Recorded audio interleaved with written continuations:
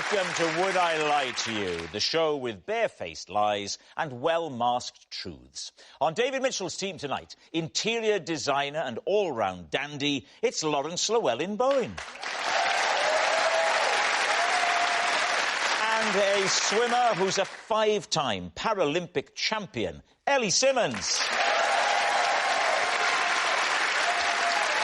And on Lee Mack's team tonight, he's a rapper and host of BBC Three's Gassed Up, it's Mist. And comedian and co-star of Alma's Not Normal, Jade Adams. We begin with round one, Home Truths, where our panellists read out a statement from the card in front of them. To make things harder, they've never seen the card before. They've no idea what they'll be faced with. It's up to the opposing team to sort the fact from the fiction. Lawrence is first up tonight. Right. I once turned down an invitation to meet Prince because I wanted to stay at home and watch Only Connect. Lee's team. What's Only Connect? Are you serious? What is it? I don't know what it is. This is awkward. David's wife hosts it. I'm with you there. Thanks, You don't know it either? No. Oh, well, I mean, thank you for taking the opportunity let's not leave any stone unturned in terms of not having heard of let's just check then. Mist, have you heard of Only Connect? No. Only Connect is one of the most intelligent... Is quiz? Is a quiz. It is a quiz. You haven't seen it either, have you? Yes, I have. Of course I've seen it. I have seen it. Only Connect, hosted by Victoria Coren Mitchell, who inexplicably married David. Anyway. What was the situation where you got invited to meet Prince? He rather fell in love with my furniture. It's funny, actually, because my dog was called Prince and he fell in love with the furniture. Did he?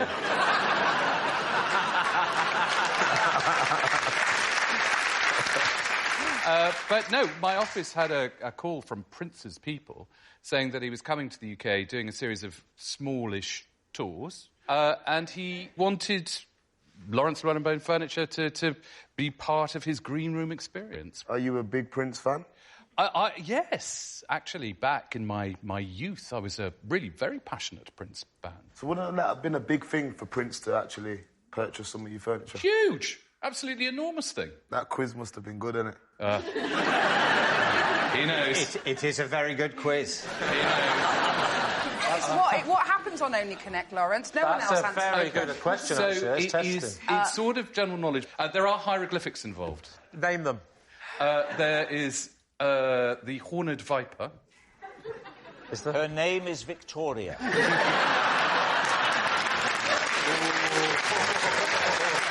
That one just slipped out.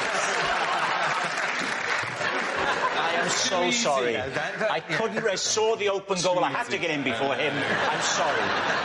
Yeah, just so you know, don't ever kneel behind the desk in David's crotch again. OK, so that's true, yeah. And where were you going to meet him? After one of his gigs. And, of course, that was his last thing before, he then no longer existed. We did rather miss the opportunity. Please tell me you didn't do the speech at the funeral. No. Did he do a tour of Britain or just one venue? I think this was part of a tour because we had to move the furniture around. Oh, so the furniture went with him. Every single green room was decked with this stuff? It was. So it was a bit of a contract for you. Can you not sneer when you say this stuff? Okay. Sorry. So basically, he's gone to you, DFS is closed.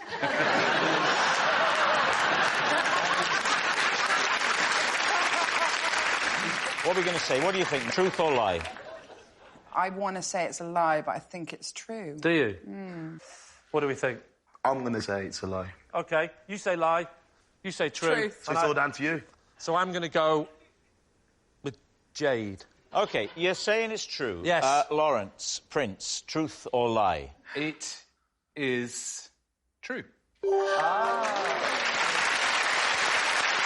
Yes, it's true. Lawrence really did snub Prince so he could watch Only Connect. Jade, you're next. Whenever someone sits down next to me in public, I always say boing out loud just as their bottom hits the seat and then see what happens next. David's team. So as they sit down, does it have to be right next to you, or They have to be able to hear me say it. Do you say it quietly? Do you say it loud? I don't think I've ever done anything quietly in my life. Do you want to demonstrate? Yeah, let's have a go. I'll demonstrate. Lee, can you stand? Just about. What's this for acting?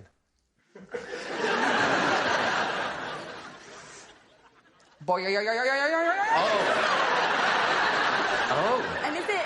Now that was unusual. Yeah. Do you vary the boings according to who's sitting down? Yes. What would you do? What would you do for David? Would Absolutely. you Go on, stand up? David. Let's let David sit and just go with the flow here, Jade. All right, OK. Okay. Boing. Much perter. I'm trying to work out which is best. I know which is best. I think it's very clear which is best. Oh, yeah. Jade, would you indulge me? OK. Well, stand up, then. I am standing up.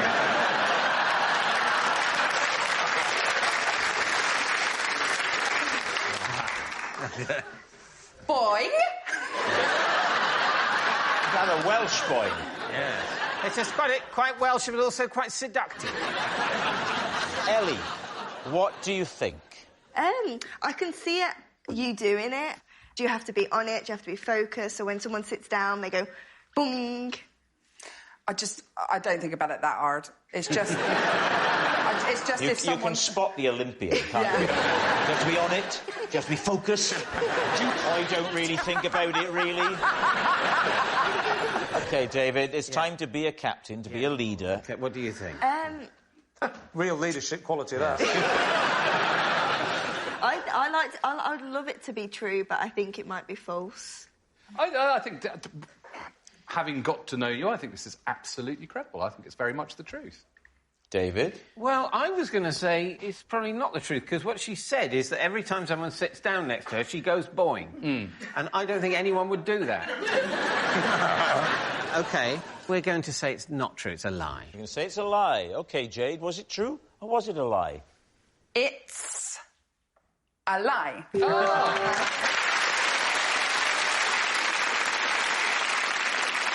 Our next round is called This Is My, where we bring on a mystery guest who has a close connection to one of our panellists. This week, each of David's team will claim it's them that has the genuine connection to the guest. It's up to Lee's team to spot who's telling the truth. So please welcome this week's special guest, Duncan.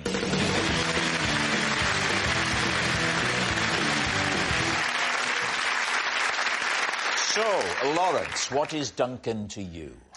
So this is Duncan. When I wanted to get myself sacked from changing rooms, he helped me design a deliberately disgusting room. Ellie, how do you know Duncan? So this is Duncan. He fixed my washing machine after I accidentally put my gold medal through a hot wash.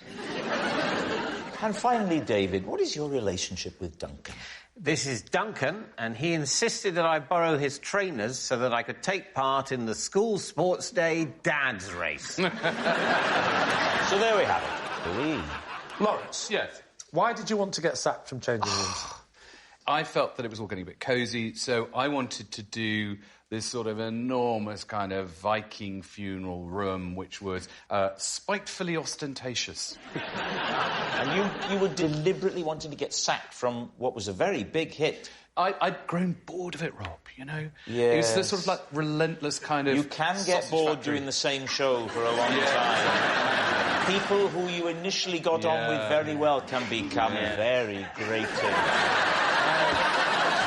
What was their response then? So I remember changing rooms and there would be the big reveal. So how did they react? Well, that was what was so unbelievably irritating, because they absolutely loved it. I remember sitting on the floor, because there was no furniture, and just a lot of rose petals. And in fact, Duncan had helped with some incredibly erotic murals done in what looked like tomato ketchup and charcoal. So he's not an interior designer, he's more of the... He's more of an artist. And did Duncan also want to get the sack? I don't think Duncan did want to But get you the were sack, going to take him down with you? Basically, yes. Duncan's ideas for the rose petals as well. No, Duncan doesn't do rose petals. Look at Duncan, he doesn't do rose petals. Look at him. Which of these two does rose petals? So you're saying Duncan's an artist? Yes, I am. Am I allowed to see Duncan's shoes? Yes. Just like if he's an artist, he's going to have some nice shoes on, isn't he? Really? Or at least like some if he's got. He ain't an artist. I will have a look at them. He's got hiking boots on, no clothes, yeah. Mate, I love your shoes, but they're not artist shoes. Were you looking for specks of paint on his shoes? I was just looking for, I know what sort of shoe I'm looking for in an artist, and it ain't the one he's wearing. What is that sort of shoe? I don't want to offend the bloke that's there, but he ain't your mate, and someone who understands visual things, who does not wear shoes. You see what I think. Just to be absolutely clear, you don't want to offend him. Now then, what about Ellie? Just remind us, Ellie, of how you know... So Duncan helped fix my washing machine when I put my gold medal accidentally in the wash. So it was you that accidentally washed it? Yeah. I just come back from a competition, so I put all my kit, because we go away for months, put all my kit in a washing machine, because we need the clothes for, meeting the Queen. Yeah, show off. Your medal was in the mix of dirty clothes? Yeah, it was. You haven't loaned it to Mist tonight, have you? I know I ain't putting my medal in dirty clothes, you know what I'm saying? So you chucked all your kit in then, did you? Yeah. So what colour is your kit that you wear when you It's like red, white, blue... You know, surely you know what Richard... I don't know if you can tell, but I'm not your average sporty kind of gal. Well, how did you break the washing machine? Because the inside of washing machines... It's quite compact. Yeah, it's metal, isn't it? Yeah, so the medal is metal and they're very heavy. Yeah. I heard a massive bang. Right. I tried to open it and tried to turn off the washing machine, and you can't stop them mid-cycle. No, but I opened the door really forcefully. Did all the water come out? Luckily enough, the water just drained. And Are you telling us that you opened a washing machine mid-cycle with your force? Yeah, and I closed the door, and do you know, with the power that you have? Has anyone not tried that? Jade, she's an Olympian. That is true. Yeah, and I put it on stop, panicked, used all my force, and then realised it dented the drum. Oh, you put your drums in there as well?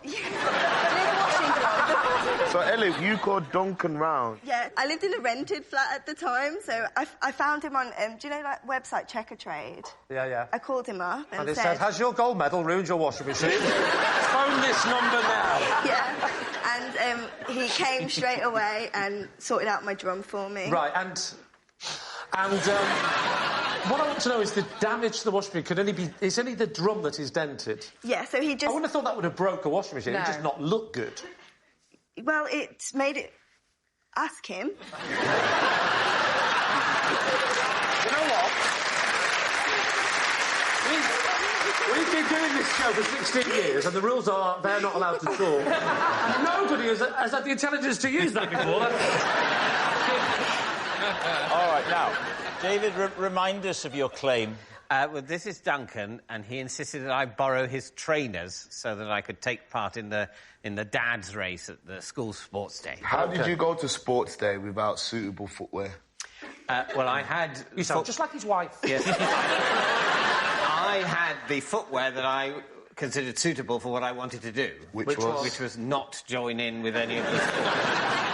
I was going to go, I was going to eat sandwiches, I was going to make awkward conversation with other parents, and I was going to leave as early as I politely could. So how did it all start to go wrong, then? Well, it turns out there were 2 dads' races. Mm-hmm. One for the parents in a couple of years, the year above my daughter and the year above that. Right, so say 2 years above, or 3 years? Yes, 2 years above and 3 years above, you're right. Are you having a breakdown, David? Because you're only counting ones at the moment. A year, then another year, and then another year again. I was going to ask you how long the race was, but I know what you're going. Well, it was 1 metre, then it was another metre, another metre. What size feet are you? 8. 8? Why don't you borrow your child's shoes? I'm insinuating your feet are too small, David. Yes. What are you going to do about it? You're also insinuating you gave me that look, my 6-year-old child has enormous feet. You've insulted us both. Was Duncan's child in the same year as your child? No. So that's why he had spare shoes. So what made him force you to wear his shoes? Well, because I unwisely said, when people were saying, oh, join in with the race, go on, I said, oh, I'd like to, but I'm not wearing the right shoes and I've got a bad back. I regret that bitterly. I wish I'd just gone with, I don't want to and I will not. Were his shoes too big or too small for you? No. Oh. All right, we need an answer. So, Lee's team, is Duncan Lawrence's changing room's chum, Ellie's helpful handyman, or David's shoe sharer? I just don't think that she would get a handyman round to fix a dented washing machine. There's one big error she's made that no one picked up on. She said she was renting.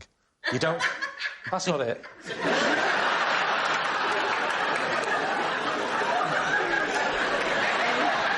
If you are renting and your washing machine goes, you phone the landlord. Yeah. Oh, and you did say let's very good. You don't phone, you don't do your own. I'm really good friends with my landlord. Even more reason you should phone him. He trusts me. He's got the same name as you, actually.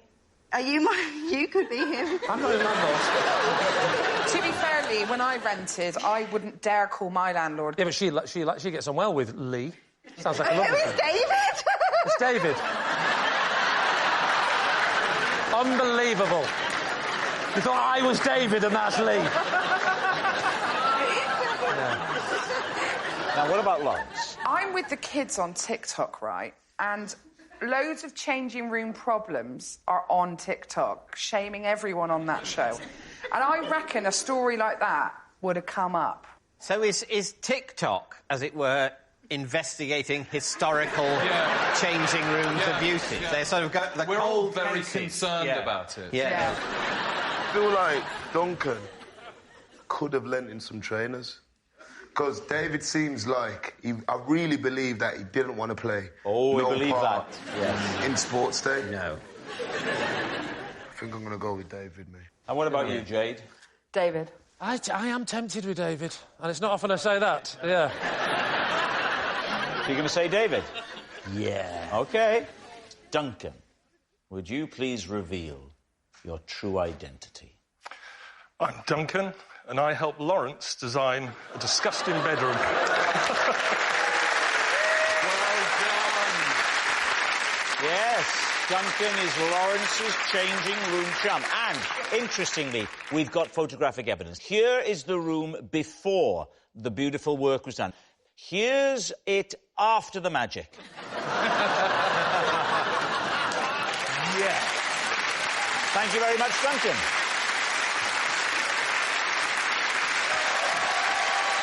Which brings us to our final round, quick-fire lies, and we start with... It's missed. I once fell asleep mid-haircut and woke up hours later to find the barber had gone home. David's team. Well, interesting, because I think I might have dozed off mid-haircut. Now, look at your haircut, David. I think the hairdresser dozed off, didn't he?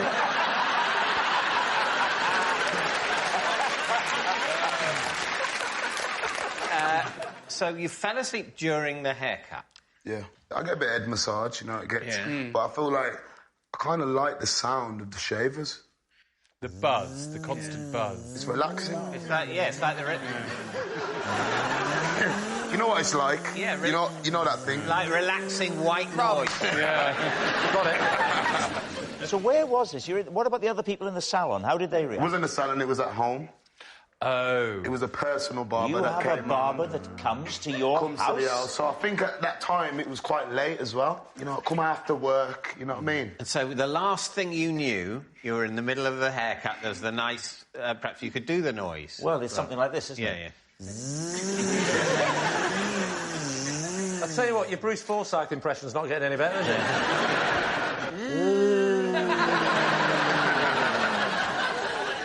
So, what time did you wake up? The next day. What? You fell asleep like that? Yeah. I woke up the next day with the apron still on. My neck was in a bad way. Yeah. Was there hair everywhere, or did he hoover? Because that could wake you up. Yeah, I if you did got that when the I woke hoover. up. I thought, it's time to tidy up. You were in a kind of a circle of your own hair. He hadn't cleaned up the hair at all. No, and he forgot his apron as well. You didn't pay him, did you? No. Like, he I would didn't want to be even lock my door. paid, so you would think he would wake you up violently. Is that what you do? Does it have to be violently, does it? I think there's a grain of truth in this, and it is very easy to fall asleep in that kind of cosseting, comfortable environment. But I think you're over-embellishing it a little bit too much, so I think it is a lie. Well, I think my team thinks it's a lie. You're going to say lie? I think we'll say lie. OK, so, Mist, was it true or was it a lie? It was the truth.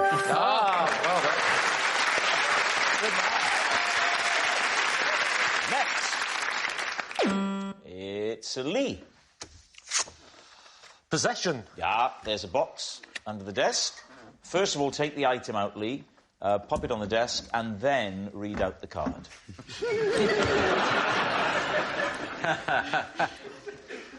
I don't find it that amusing. I've seen it loads of times. This is my milking stool. I recently bought a cow. Do I need to bother? This is my milking stool. I recently bought a cow, which I keep in a nearby field so I can get fresh milk for my cornflakes every morning.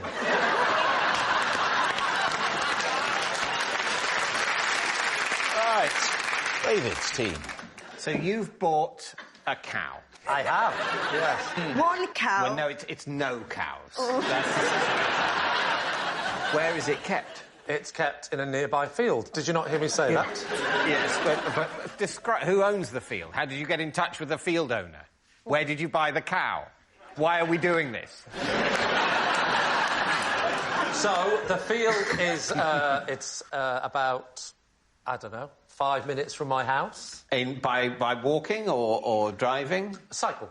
You have to cycle for 5 minutes, and then you've got all the milk you want up to a certain limit. So, how do you then get the milk home? I've got a rucksack Full of milk. full of milk and a stool. Great. Yes, because that's another question. Why don't you leave the stool where the cow is? Somebody might steal my stool. Someone might steal your cow. I would say the value of a stool in weight is worth more than a cow. It's worth more than its weight in cow. It's worth more than its weight in cow. Where did you get yours from? Well, I got mine second hand. It's 300 quid. And what about your stool? Where did you get that from? I got that and they threw it in with the cow. The cow is actually one of those Highland cattle. You know the ones that look like Mick Hucknall wearing a Viking helmet? Yes. I didn't know you could milk those. Are you sure it is milk? Oh, there. Yeah. What's the breed? Well, I've just said it's a Highland cattle. That's not an Aberdeen Angus. Oh, no. That is a type of restaurant. Have you given the cow a name? Yes. What have you called it? It's called Milky. You say you do it every single day? Every day. And where do you, keep your milk when you do it every single day? Well, as my family of 17 will tell you, we get through the milk. And also, he doesn't produce a lot of milk. Or she doesn't.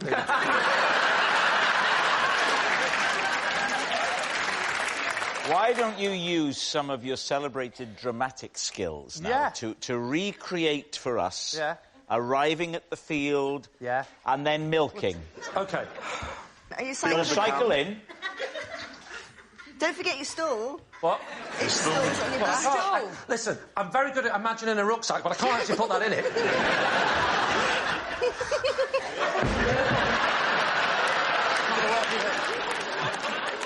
Can I just point out, by the way, I am now riding, I'm not milking the cow. All right, this is good.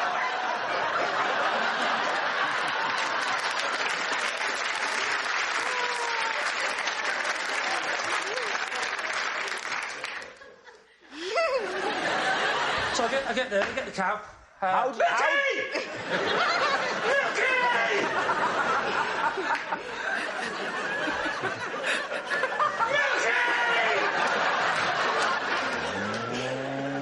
Milky! Right. And now the cow's there. OK. Right, and now this is going to be difficult with my knees, but I'll do my best. As you say, every day. Every day.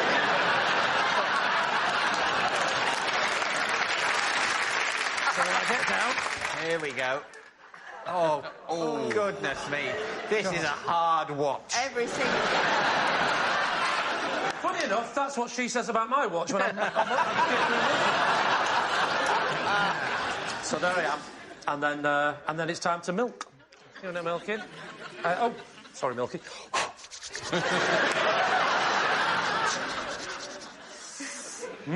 And the way you milk a cow is you don't... People often make the mistake of squeezing the teat. You hold firmly, like you'd be holding a canary.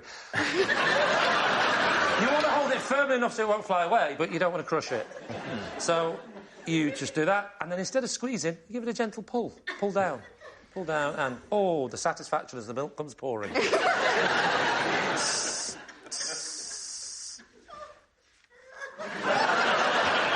To the second one. I mean, it's quite a lot of others, so I could be here all day. And then, you all right, Milky? How many teats does Milky's udder have?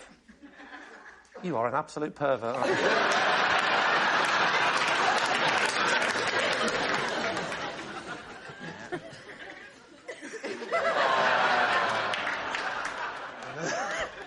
And, on the back. Yeah. Kick it off, turn it round.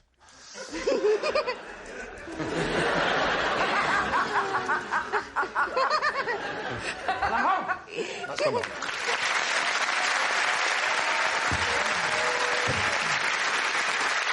Well, I mean, what's it going to be? Truth or lie? I think we think it's a lie. Oh, I think it is. Yeah, I think You're we're going to saying have to it's a lie. We're going to have to say lie in order to retain some grip on reality. Yeah. Well, Lee, everybody's on tenterhooks. Was it true or was it a lie? It was, in fact, a lie. It's a lie. Lee doesn't milk. If it had just said, this is my milking stool, I'd have struggled. But, oh, no, that's not enough. Oh, no, I recently bought a cow as well that goes with the milking stool. OK, that's going to be difficult. Oh, good, there's more. Which I keep in a nearby field so I can get fresh milk. For my cornflakes. Has it finished? No, it's every morning. Yes, it's a lie. Lee doesn't milk his own cow. Oh, that noise signals time is up. It's the end of the show, and I can reveal that David's team have won by 3 points to 2. Thanks for watching. We'll see you next time. Good night.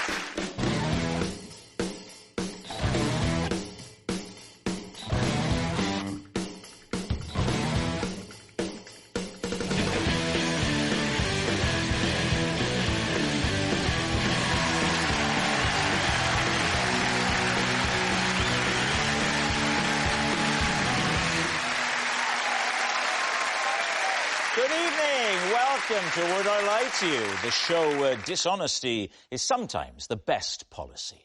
On David Mitchell's team tonight, a comedian making his wilty debut is Joe Wilkinson. And she's just blown in from the BBC weather studio. It's forecaster Lucy Martin. And on Lee Mack's team tonight, journalist and host of the Today programme, Amol Rajan. Thank you very much. And a comedy legend, back for an extra slice of wilty, it's Joe Brand.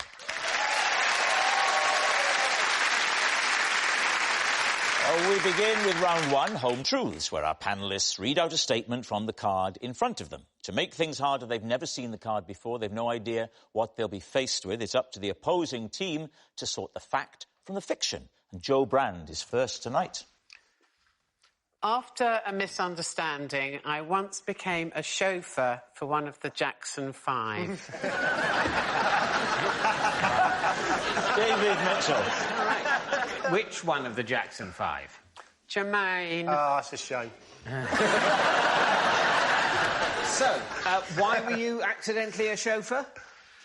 Well, I was at an event. There were lots of celebrities there. It was at a huge venue in Leicester Square. I was with my best friend's husband. Oh, that's very broad-minded. You're at the event. What's the misunderstanding? Well, this very flustered sort of PR type came up to me and said, "Oh, I've got a terrible dilemma. One of my clients' car isn't here. And do you have a car?" And I said, "Yes, do." And she said, "Could you possibly drop my client off on your way home?" But when I said to her, "Yes, I do have a car," she thought I meant a chauffeur-driven car. But I have my own car round the corner. So I said, "Well, I'll just go and get it and sort it." And what sort of car did you bring?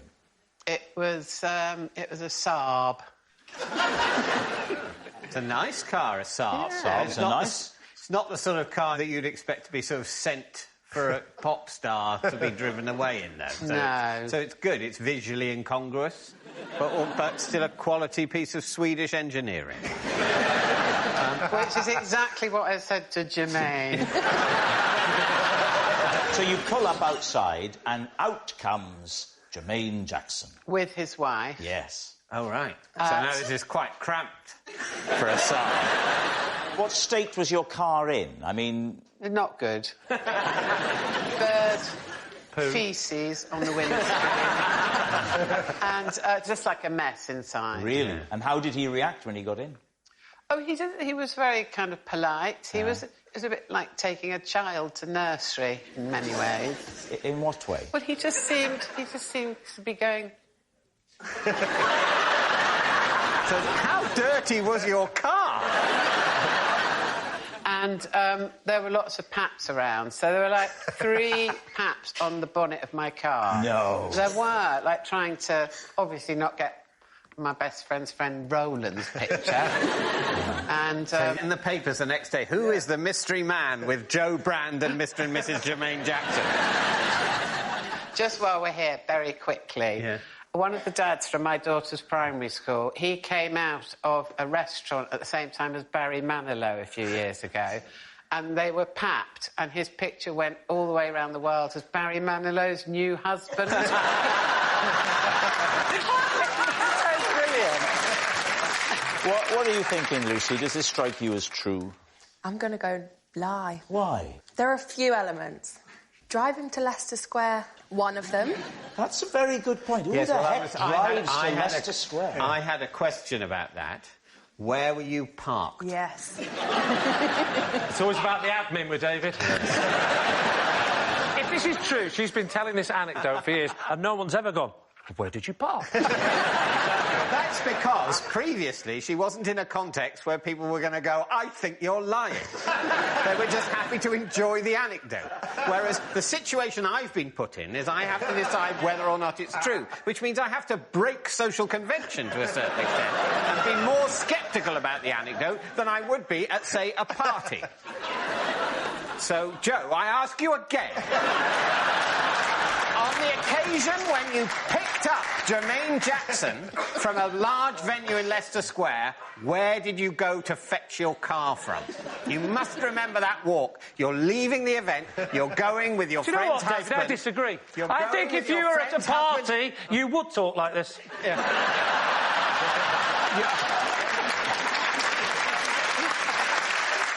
Well, I've never been invited to a party, so I'll never know. You must remember where it was parked. Well, I don't.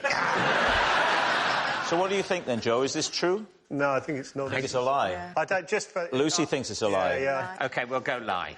We'll go lie. You're saying it's a lie? Yes. OK. Joe, truth or lie? It is true. It's true. Joe did once give a lift to Jermaine Jackson. Joe Wilkinson, you're next. That's good. I once gave a lift to the Guildford Four.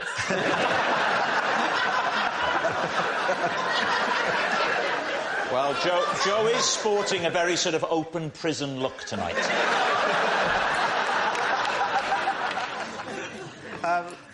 I once shared a tent in Kent with Susie Dent. Please, team. Where did you first get to know Susie? On Countdown. Which is true. She's on Countdown. Yeah. There's quite a lot of TV shows around, aren't there, where people off the telly go and camp somewhere. Yeah. You know, it's not out of the question. I know for a fact he's been very smiley and filey with Rachel Riley. But was it just you and Susie? In the tent, yeah. Why did this come about? Well, it was for a television... Well, for a pilot that never... a TV show? Yeah, that never made it. What was the show called? Tents in Kent. Quick, is Camber Sands in Kent? No, it's in Sussex. Oh. Well, they got it wrong then.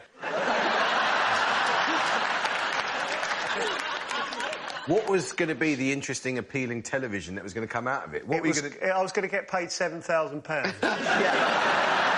Yeah, but crucially, that's not enough to make someone tune into a TV programme, amazingly. No, I wasn't really worried about that, but... What was the show called? We had to do this task. I remember we had 24 hours in it. No. And we had to complete a task in 24 hours. What was the task? It was like a political campaign that we had to run in 24 hours. I was running for mayor of Whitstable. Did you have to represent a party? Yes. What was the party? God, a lot of questions, aren't there? That will happen.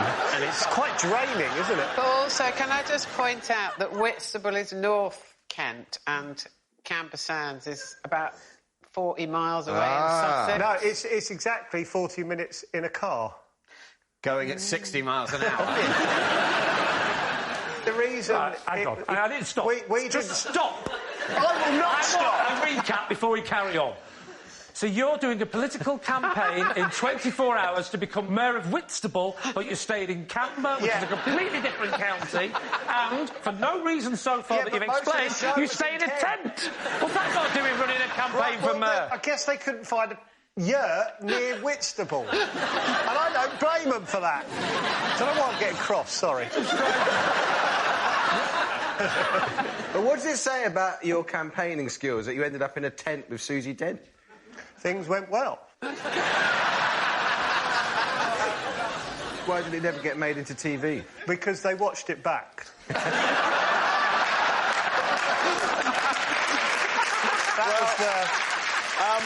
What do we think? Joe, what are you thinking? Oh, I really want to believe it, but I just don't. Oh, fair enough. I could have believed you're in a tent with Susie in Kent, but I think the whole political campaign thing's just... It's a distraction. OK. All right. What's it going to be? We're going to say it's a lie, are we? It's a lie, it's a lie. I think so, We think it's a lie. You think it's a lie. Joe, were you telling a lie or were you actually telling the truth? It was a lie. I believe you. Yes, it's a lie. Joe didn't share a tent in Kent with Susie Dent. Amol, you're next. I used to star in an agony aunt's photo casebook, playing a series of inadequate men. David's team. An agony... Describe that. What an agony aunt... What? You remember newspapers? Yeah. And certain newspapers would have these sort of comic strip things... Yeah. ...where agony aunts play out scenarios. Did you have your top off? Do you know, I think... Well, it was a series of different issues that I was confronting. Did you ever have your top off? Do you want him to take his top off? I'd love you to take your top off. I'm glad I got one whoop. I think that might have been a vomit. So you were photographed to play out the dysfunctional scenario that the agony aunt was addressing. And I'm glad you said dysfunction, because one of the subjects was impotence.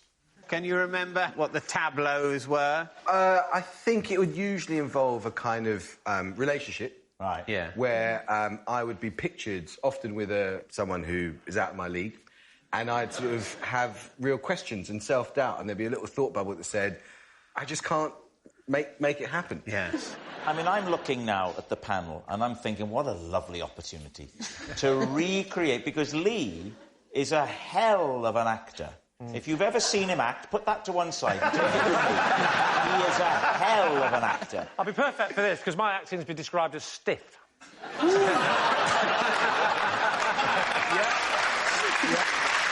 So what if we imagine there's a problem, he's your wife, there's a problem in the relationship, and you've got to find a pose now that could be a still that would convey this for us. OK, I think you'd be trying to sort of show me affection and romance, and I'd be sort of going...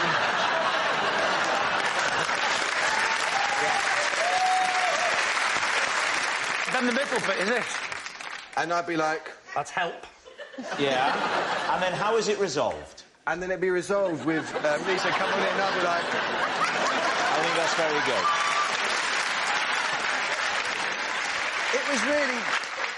It was really to sort of bring alive scenarios that people could relate to. What was the publication?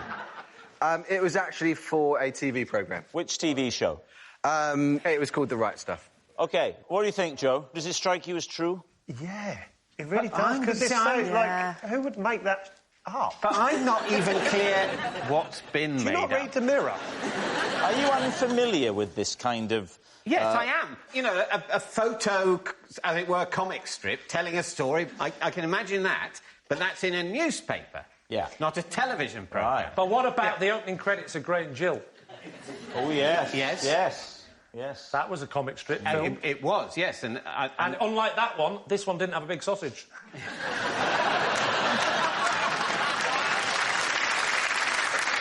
I didn't believe it until you stood up, and then it looked like you knew what you were doing. Oh, it's got to be true. OK, we're going to go true. Saying true? Yeah. A mole, truth or lie? The trouble is, it's true. Yes, it's true. A mole really did star in an agony aunt's photo casebook. And, of course, we have the proof. Take a look at this. Here's the first one. Oh. Yeah, another satisfied customer. You didn't tell me you were going to pull these out. Hang on a second. She says, in your dreams, I love him, but he's just not pushing the right buttons. What do you mean? I thought that was incredible. Have you been faking it? That's beautiful. That's beautiful. Our next round is called This Is My, where we bring on a mystery guest who has a close connection to one of our panellists. This week, each of David's team will claim it's them that has the genuine connection to the guest. And it's up to Lee's team to spot who's telling the truth. So please welcome this week's special guest, Lee.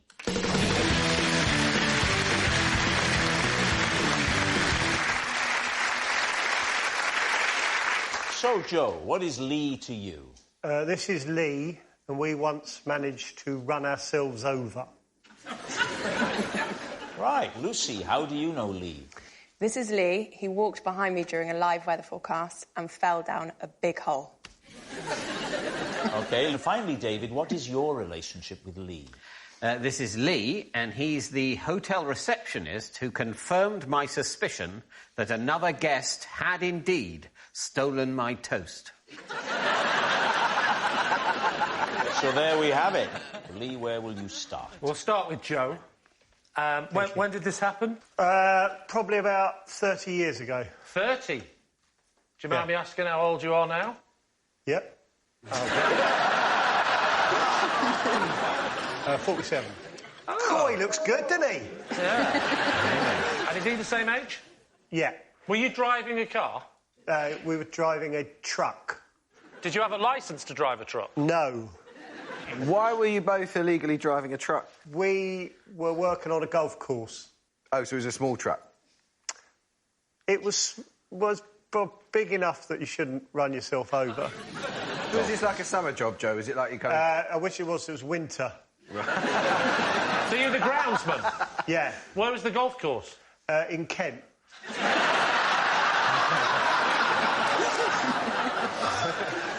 And what specifically was this vehicle for? Moving dirt about the course. Oh, hang on, moving dirt? What do you mean? Well, it starts somewhere and then you take it somewhere else. I know I'm moving it. But the dirt doing there in the first place, and where was it going? Well, someone else put it there. I was just moving. Well, where was it going? Wherever they told me. So what happened? You're moving dirt around the course. Yeah. And what happened? I was driving that day. We used to take it in turns. At 17? I was probably a bit younger. I was probably about 15. But what was... I'm still trying to identify the type of vehicle, because you surely need licences for this. Yeah. OK. Did you injure yourself quite seriously? No, I injured Lee quite badly. You drove over him? Well, we drove over ourselves. So, talk us through that. How did that happen? So, we had to go over this hill, so we decided to give it a bit of welly, and as we went over it, because it was quite heavy, it dropped quickly, and we flew over the front. There was no front. Is it electric, this vehicle? Yeah. Ah, OK, so it's quite small. Well, electric 30 years ago. Sinclair C5, 40 years ago, and they took off. Milk floats. No, it doesn't.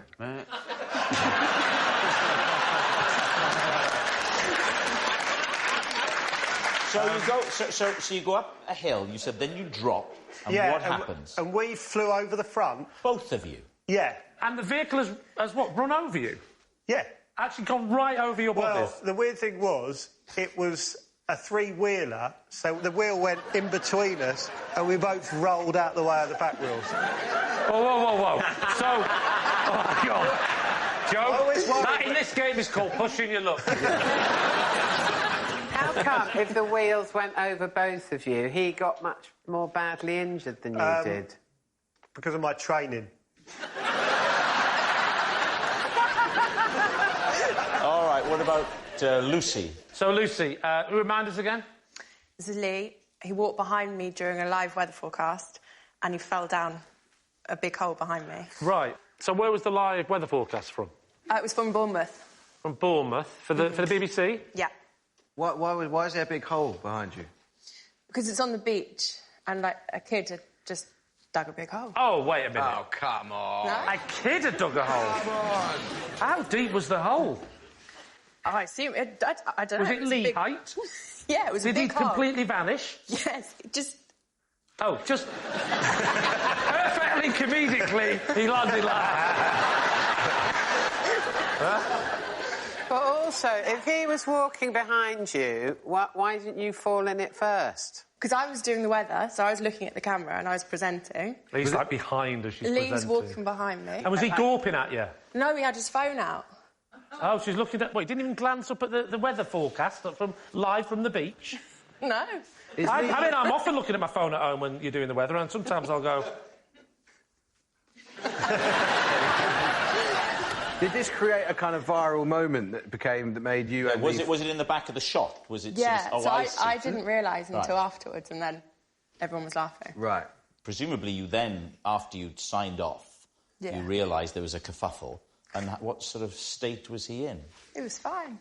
Even when you screamed, leave him there, the tide's coming in? All right. Now, what about David? Remind us of your claim. Well, this is Lee, and he's the hotel receptionist who confirmed that I was right, that another guest had stolen my toast. Right. Where's the hotel? It was near Stroud. What were you doing in Stroud? I was filming the sitcom called Mack. So, what happened? Well, I'm going down for breakfast. I'm not needed on set as much as I'd hoped. I'm there towards the end of the breakfast slot, and on the buffet bit, there were only 2 bits of bread left in the sort of basket of sliced bread. Yeah. And so I put them in the toaster and put the toast down. It was quiet in the breakfast room. And I go and get, I think, an orange juice and, maybe a tea. Did they have any Magnums? That's what I like for breakfast. Did they have any Magnums? No, they didn't stretch. No. I know how you feel, Joe. When I listen to David talk, and I want to shoot myself as well. So tell us some more about the bits and bobs you had for breakfast. So I then turn round and the toast is not in the toaster and another guest is at another table eating toast. Cut to, it's a TV term. The next day, I'm going down to breakfast about the same time. Another day when you're not needed on set? Not needed first thing. You know, they were getting to my scene. And, well, basically the same thing happened again. Oh, what? Really? The 2 slices I put in, I put the toast down, I turned my back for what felt like seconds, and there was this same guest. Same guest? Yeah, different table he was at. So he's playing with me. Why would you want to go to a different table? I say to the man, excuse me, but you're eating my toast. I put that bread in there and you're eating it. Can I just ask one question? Can you promise us faithfully that there isn't a third day in this story? So you confronted the man, quite out of character, I might say. Well, but this was the second day in a row. Yes. Right. And he was quite aggressive. Whoa. He said, what are you talking about? This is my toast. Don't be ridiculous. So what did you say? I became, if you can imagine such a thing, more pathetic.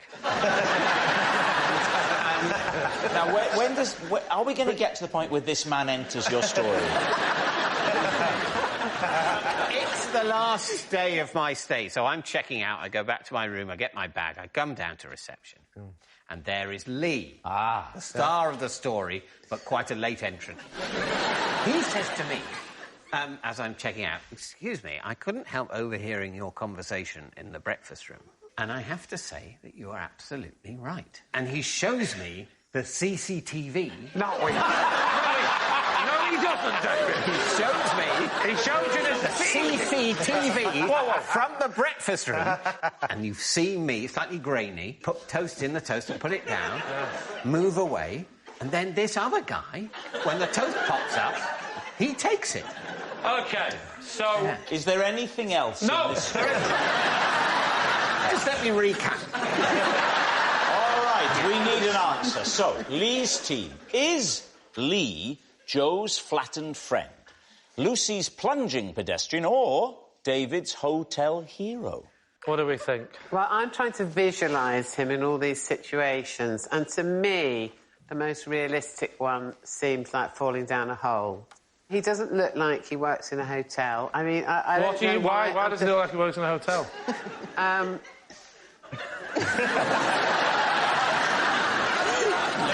Well, because I've been to lots of hotels and I've never seen anyone that looks like him.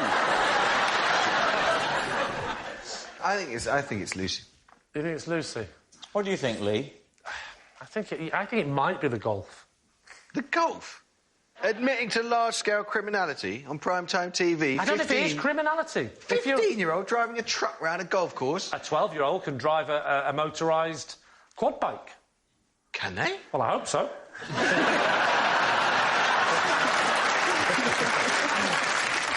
You both think it's Lucy. I think it's Joe, but I will go with Lucy. OK.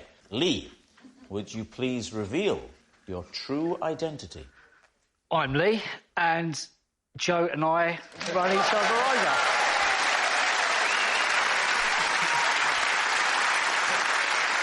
Yes, Lee is Joe's flattened friend. Thank you very much, Lee.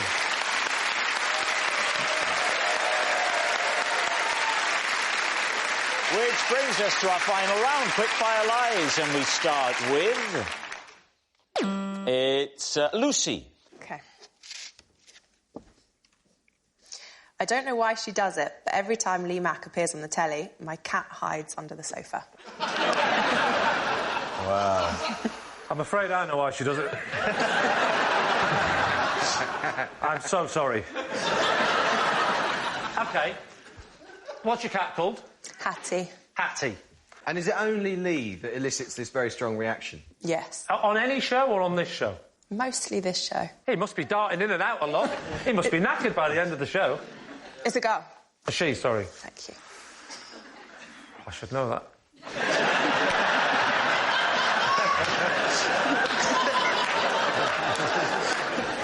Have you ever tried to sort of cajole Hattie to be less alarmed at the presence of Lee? And how have you done that? What's that? What do you do? Treats, strokes, try to warn her when you're coming. What do you mean? What? So you're telling me that during this show The cat is looking at David like that, and you're whispering, don't get comfy, he's coming, he's coming, he's coming, no, he's coming, he's coming, he's there, run! Yeah. Wow. I think you might be the problem here. What are you thinking, Joe?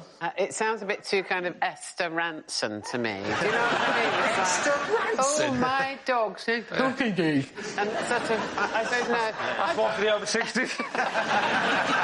Hey, welcome to the over... Are there any... Yes. Yeah, well done, madam. Do you want to come to the toilet in a minute? One more. I don't know. I sort of think I think it's possibly true. If it's true, I might really annoy him now. All right? It's me again! What? All right, Hattie. Time to decide. No, I think it's got to be a lie, hasn't it? I think so. You think it might be true, though? Go with a lie. Go with a lie. I like the way Amol took control of that team there. He just sat there and he went, go with a lie, go with a lie. And your little face looked at him and went, can I? I know. It's because he's got the Today programme authority about he's got authority, hasn't he? Authority figure. Yes, I prefer incompetent people who don't know what they're doing. What do you think, Joe? Let's go with the mole. Just go with true. Go with true. Go with the mole. Go with true. Go on, let's do it. It's true. You're going to say it's true. Lucy, is it true or is it a lie? It's a lie. Sorry. It's a lie. Lucy's cat doesn't hide when Lee's on the telly. Well, that noise signals time is up. It's the end of the show. I can reveal that David's team have won by 3 points to 2. Thanks for watching. We'll see you next time. Good night.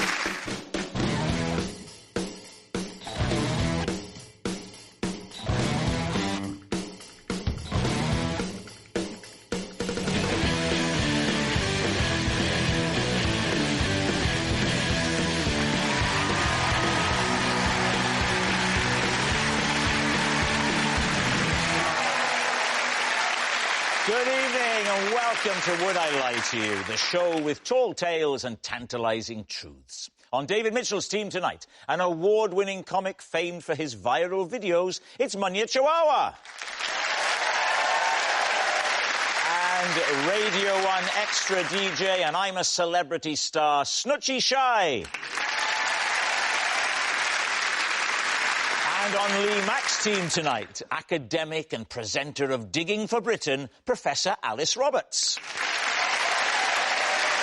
And he's back to torment David again. It's the legendary Bob Mortimer.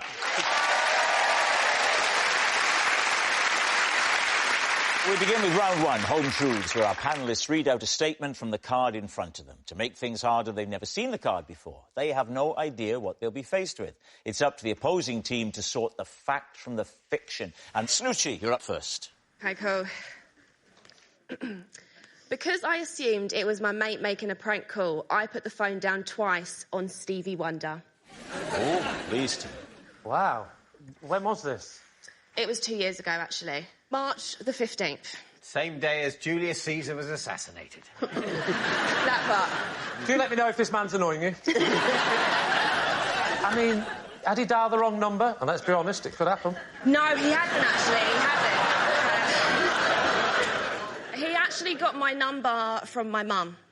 OK. Because they met each other. So my mum used to work at this rooftop company called Dalston Roof Park. Right. And What's this so roof he came park? down. It's a roof park and it's in Dalston. No, that's the same... That's definitely just the same words in a different order, that. And what I want is an explanation of what a roof park is. Basically, it's like you go into the building, then you go to the roof, and there's a park. You said it again. Oh, sorry, no.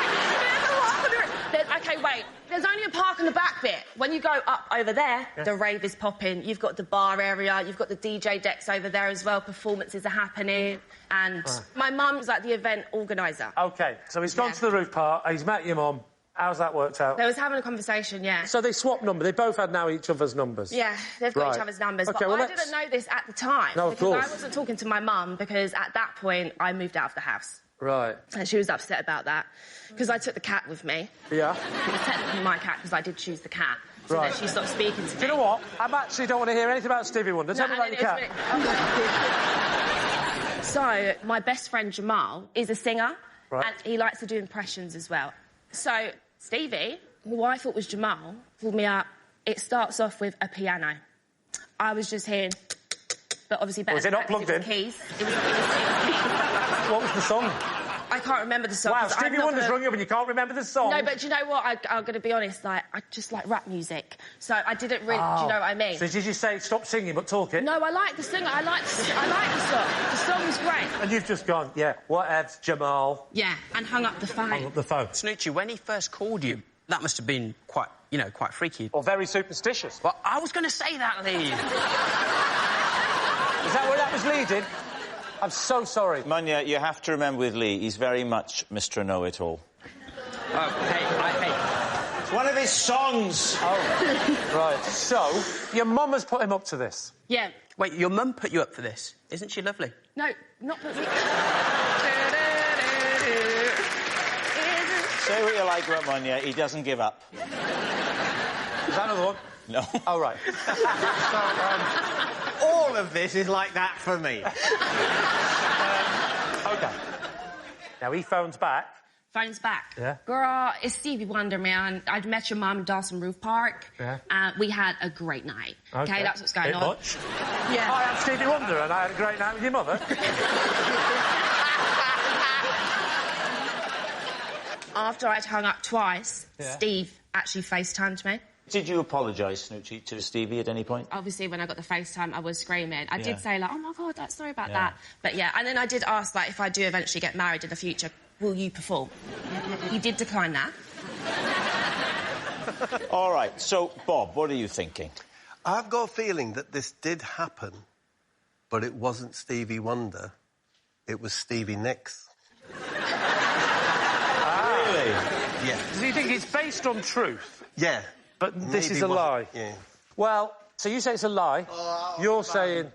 80% a lie. 80% a lie. No, I think it's a lie. You're going to say it's I a think lie? it's a lie. OK, A lie. Snoochie, was it a lie or was it the truth? It was a lie. Yes, it's a lie, Snoochie didn't put the phone down on Stevie Wonder. Munya, you're next. OK. As a child, I struck up a friendship with the 9 men who lived in my garden. Please, Tim. Who were the 9 men that lived in your garden? So they were gardeners. Which sounds weird, but in Zimbabwe, for your gardeners to live in your garden, it's not a big deal because there's so much space for them. So how big was this garden? It was huge. I mean, in acreage. What, 40 acres? 40 Is that acres? a lot? Is it a lot? At the time, I was a child, so I was interested in things like Pokemon, not acreage. I was interested in acreage. If they lived there, at what point do they become not gardeners but tenants? So they provided services, right? So gardening. They were singing gardeners. They were what? They discovered they had a talent for harmonising. Right. So they would sing whilst gardening. What were their names? Yes. OK, listen. And if you say dopey and sneezy, etc., you're going to run out. OK, one of them was called Clever. One of them was called Blessing. I can't remember the others. But what I do remember is my dad, I'm his only son, so I'm his pride and joy, OK? Yeah. This man would do anything. You're his only son. OK. I knew that he would rely on me to give him the word on the ground as to which gardeners should we get rid of. It's a lot of people to pay. Ah. So he basically only wanted a couple, but he thought start with 9, get it down to 2, and they're the full-time gardeners. How old are you at this time? It's like maybe 8, 9. So did you whittle it down to 2 gardeners for your dad? Eventually whittled it down to 1. To 1? Because one day I had a catapult and one of the gardeners was reading the Bible. I took a fruit. It was like a cherry, but orange. Oh, an orange? No, it was...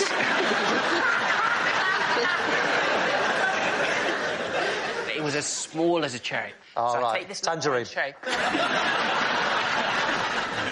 Let me land. A kumquat. A kumquat. So, shot the kumquat, and it hit him at the back of the head. And he then went to my dad and said, look, this is what your son has done to me. So eventually we ended up with 1, and his name was Blessing. So it turns out to be the complete right Do name anything for to him, hit him with a rounder's bat, didn't mind. Yeah. And you said they sung, they could harmonise. Until 8 of them got fired, and then it was Blessing singing on his own. Covered in bruises. What are you thinking, Alice? I don't believe it. That seemed like a very, very ornate tissue of lies to me. What about you, Bob? You wielded a lot of power as an 8-year-old. He did, didn't he? It's weapons testing on your staff and... I mean, he doesn't come out of it well, does he? But I changed. I'm a changed man. Right, what's it going to be? I say true. We'll say it's true. You're going to say that it's true. OK, Munya, was it true or was it a lie? Well, it was indeed true. Yes, it's true. Our next round is called This Is My, where we bring on a mystery guest who has a close connection to one of our panellists. This week, each of Lee's team will claim it's them that has the genuine connection to the guest. It's up to David's team to spot who's telling the truth. So please welcome this week's special guest, Steve.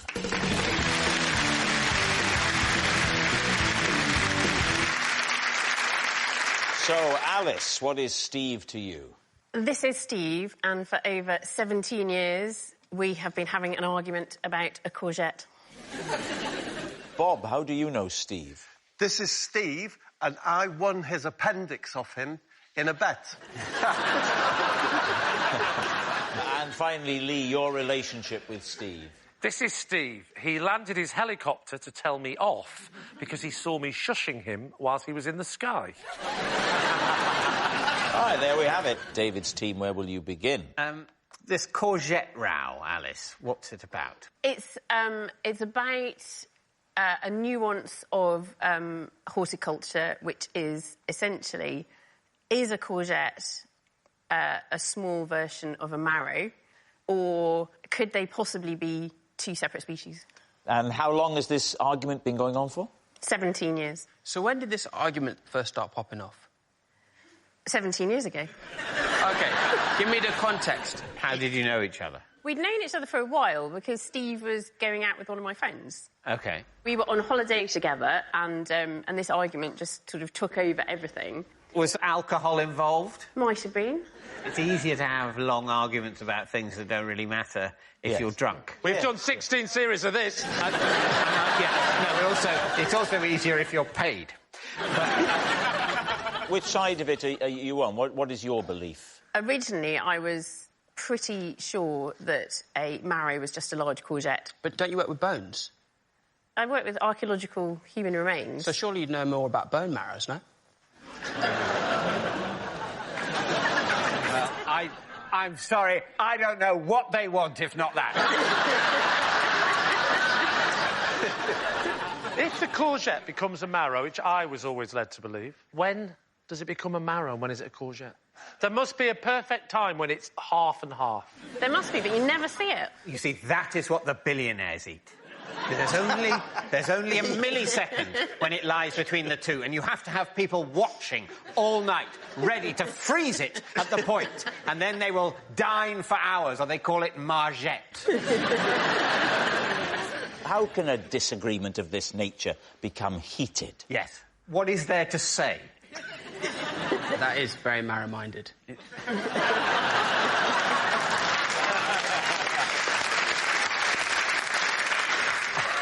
You keep on arguing about the colour, the morphology, the shape of the fruit. Maybe I'm missing a point here. Can you not just look it up in a book? It's a very fair question. Google. I didn't have a smartphone in 2005. But since then, you've probably purchased one at some point. Why didn't you look it up? Because it doesn't seem like the sort of thing which is important. Who would you like to quiz next? Bob. Bob, just remind us of your statement. This is Steve, who I won his appendix from him in a bet. Right. So, go on, do it to me.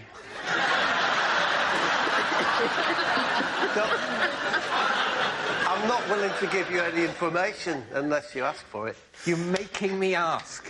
You're making me come to you cap in hand. Yes. And going, fill this with your nonsense. Fill this with whatever corrupted bull balderdash comes out of you, and then I will put it on my head. And set fire to it. No. So how do you know him? We were both members of what's called the Middlesbrough Supporters South Club, and we watched the occasional football matches together as Middlesbrough supporters in London. So you'd go to a pub and watch... Yeah, usually the same pub, the Wheat Chief in Borough. That sounds plausible as a pub. I bet that exists. Can we just stay with that? OK. And one day you're there watching the... Is this when the bet is Funnily enough, no. Right. The match had finished. We stayed around for a booze, and me, Steve, and a couple of other lads. We went back to not Steve's house, but one of our fellow Middlesbrough supporters who lives in Lant Street, just beyond the Wheat Chief. How does the bet come about? We played darts. All right. We played darts for months. That's nice to leave the pub, go home, play darts. Yeah. And then the duvet was a great big bar towel. Just. They still have bar towels. They're more like metal grids now. Yeah, they've gridded them up. They've gridded them up and raised them. It's all preparing for A1 to take over. AI, sorry. A1!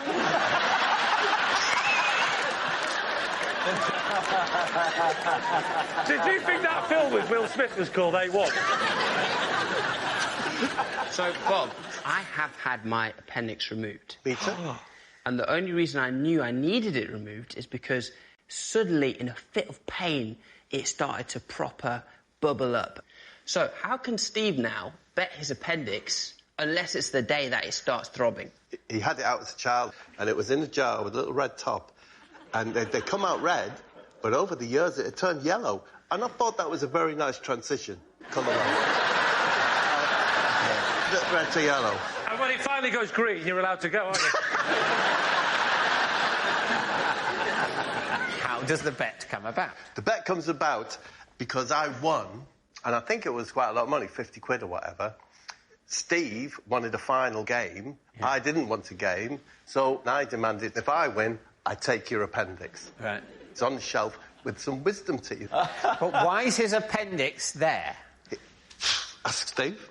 As you well know, I'm not allowed to ask Steve. No, but you're not in Steve's flat, are you? No. You've come to this flat straight from the pub. Yes.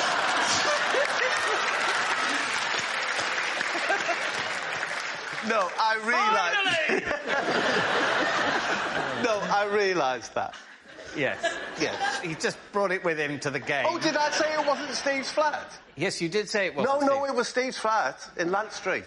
I do apologise. I mean, you definitely said it wasn't Steve's flat. Well, then I'm a fool and I'm ashamed. He's trying to weigh up the odds here. Did I accidentally say the wrong name, or did he bring all bits of his body to the game and put them on the mantelpiece? And he's very wisely gone for the wrong name. It was Steve's flat. Yeah. Suddenly. And so the various body parts are on the shelf already.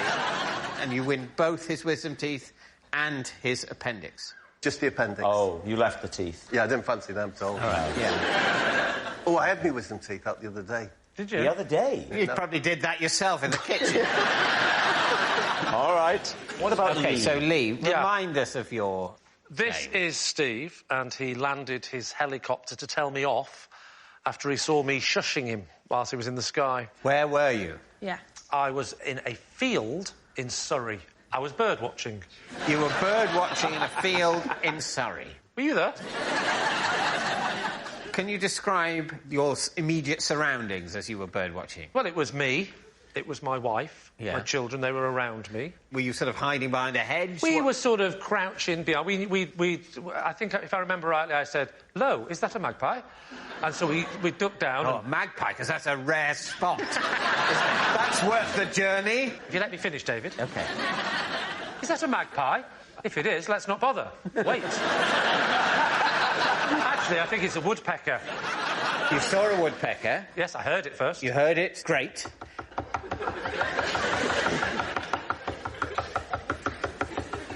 Can someone answer the door? I'm looking at the corner saying... When did you develop this new interest? Well, We had a bird bath in the garden, and I just got addicted. It's the only word, addicted, to looking at those little creatures. Amazed. They're like mice with wings, aren't they, small birds? Yeah. But with no tails. Or ears. OK. Or teeth. I'm telling you... Or legs. Lee, it's been fascinating. They're nothing like mice, are they? Some birds have legs. So far, you haven't mentioned how Steve, the pilot, came into this. We're ticking them off. That's what you do when you're a twitcher. You tick them off, and then I hear it.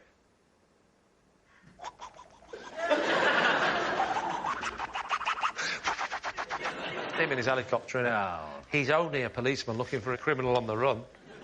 Oh, really? That's why he's so low. But then he stops. He goes a bit lower. Why does he go lower? He sees a man hiding in the bush. That's why I go...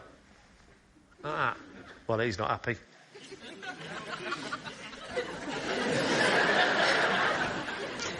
Goes straight down like that and he lands. OK. What's in the field that he's... A helicopter now. No, but what was there before? No helicopter, just grass. So how did he see you in a bush? Because he is a policeman and they have specialist equipment to search for people. Have you ever watched the Channel 5 documentary? Everything goes green. But only at night. But they've got a day set in these machines. So he spotted you and your family... No, just spotted me at first. Using a thermal camera. Your children didn't show up on the... No. I said to them, I told you to wear a coat. So Steve gets out of the helicopter. Yes. Approaches me. And says what? He says... So you're going to have to turn it off first, mate. I can't hear a word you're saying. Yeah. OK. What does Steve say? He said, you toe rag. Steve, honestly. This is not how they should be treating, may I say, national treasures. And how does the conversation end? I said, oh, you want to go straight to the end? Bye. Well, I don't know. How long is it? But there was more conversation. He said, listen, we're on police duty here. We're looking for a major criminal. OK? We had to swoop low. The person in question, David, had killed 2 people. It's not funny now, is it?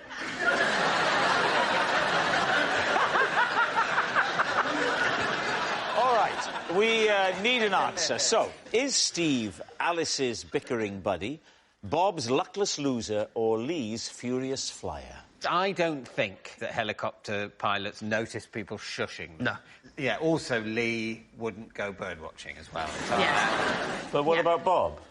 Bob, he tripped over his own details. If you're basing your decision on my mistake over the flat, I advise you strongly against that. You can see what he's doing, can't you? Even though, apparently, we've totally caught him out. We've totally caught him out. And he said it was someone else's flat and the appendix was there. Should be it. Game, set and match. But, oh, no. What if he did that deliberately? What if, oh, my mistake. Yes, of course it was Steve's flat. Oh, dear me. Head in hands. And that's just luring me in. Isn't it? Like when the Norman soldiers pretended to run away and the Saxons came off the hill and then they turned and they cut them down. I think, David, you should actually sit this one out because you're traumatised. Thank you. I will take a bit of a sabbatical. Yeah. We've ruled out Lee. Now you two decide between the other 2. I like the way you did that. It's completely up to you 2, but not Lee. It's not Lee. Yeah. If you're on holiday, are you going to be having an argument for 2 hours over a courgette? Academics, that's the kind of thing they argue about, you know? That's true. That is, like, proper full-on banter to them. Yeah, that is So, David, I can rest assured it is Alice. I think it's the courgette. I can rest assured? Yeah. Yeah. David? He's worrying me again. Listen. I don't know. I think I don't know, actually. I think it's Bob. He's affecting her now. It's actually Bob. It's you, Bob. It's Bob. OK, it's time to decide. Well, I mean... OK. I think this could break him. I do think Steve looks like someone who could have a 17-year row about the genetic makeup of a vegetable. So you're going to say it's Alice, That's then, what yes? I'm going to say. Yeah, we're going with that. Ooh. That's what we're going with. Steve, would you please reveal your true identity?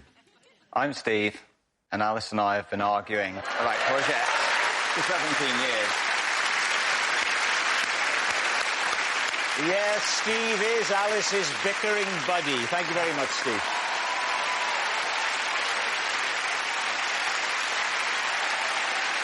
Which brings us to our final round, Quickfire Lives, and we start with... It's Bob. Oh, mother of God, no. I recently had to pull out of a TV show because my teeth fell out. David's team. What was the TV show? Sunday Brunch. And why had your teeth fallen out? Because I bit on a Kit Kat Chunky.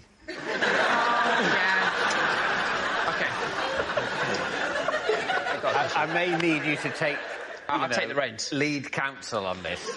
OK, so, Bob, for many years, a Kit Kat Chunky was my favourite chocolate because of the lack of suction. Now, you bite into a Curly Whirly, you ain't never getting those teeth back, right? But when you say the lack of suction, what in God's name do you mean? What I'm saying here, if you bite into a Curly Whirly, it engulfs your tooth and it ain't letting go. But it's not suction, is it? It is suction because it creates a vacuum of ooze. I am on Munya's side about the word suction in this instance. Thank you. Oh, on his side? Yeah, he's Munya, you're Rob, remember? Yeah. You're on his side. Because it is a sort of suction. It sticks, and as it pulls, it creates a vacuum of ooze. That's it. Right. So what happened? What befell your teeth? I keep my Kit Kat Chunkies in the fridge, so it was very hard. So it's like biting into a rock, and I lost... But not the freezer, though. Just the fridge. Do you know what? It's a fridge drawer. Oh, one of those drawers that are refrigerated. Yeah. They're very fancy. Oh, what a purchase, yeah. What's the context under which you're eating this? Is it relaxed? I wasn't thinking about anything in particular. Maybe the band ELO. Which period of ELO's career would you have been dwelling on? The early period before they met in Birmingham. Before they met? Yes, before so they met. they weren't even a band? No. What are you going to do with your life? I don't know, maybe make stock cubes. Maybe we should start a band. But you said you were on Sunday Brunch, or did I imagine that? No, I had to cancel my... Oh, you cancelled Sunday Brunch? I lost everyone. What? You bit into it with abandon, and you lost, 4 top teeth? 9. No. 9? All along the top. You take one bite from this... bite. And that's it, 9 teeth are toast. No. Yes. It can't be. believe it. It can't be. The girth of the Kit Kat Chunky is not 9 teeth. Yeah. I mean, I couldn't have put it better. It's only going to take 4, 5 maximum. If it was 3 teeth, would you believe it? In which case... Too late to change your mind, Bob. Yes, I would. You believe it was 3? Yes. You want to think around that. Why? Because it might help you to decide whether it's true or false. No. David. The mind games. OK, David, it's time to decide, truth or lie. What do you think? OK, I did think it was the truth, just because of everything that's happened. Yeah. Now I think the amount of teeth... Yeah, but here's the thing, right? Imagine it's a lie. Yeah. I don't want to bring you down to my hell. But why would he go for 9? Wouldn't he go for a more believable number if he was making it up? That's true. He would have gone for 2. So why would he say 9 unless it's true? Yeah. I can see through Bob, and I know this is a lie. It's up to you, but I'm telling the truth. It's a lie, David. It's true. Do you think it's true? Yeah, but it doesn't say 9 you think teeth it's on lie? the card, though. It just says teeth. It just says teeth. He could be trying to be like... David, it's just a game. It's true. I think it's true. No, David. No, I don't. I think it's a lie. It's a lie. It's a lie. You think it's a lie? We're going a lie. I don't know what I think. All right, but I'm saying it's a lie. Bob, they think it's a lie. Was it a lie, or were you telling the truth? I was telling the truth.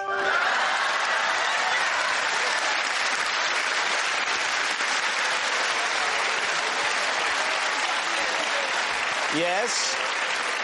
It's true. Now, Bob did have to pull out a Sunday brunch when his teeth fell out, and we've got a picture. Take a look at this.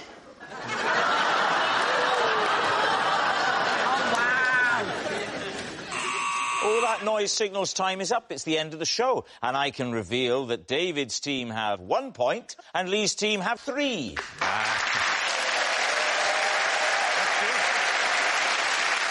Thanks for watching. We'll see you next time. Good night.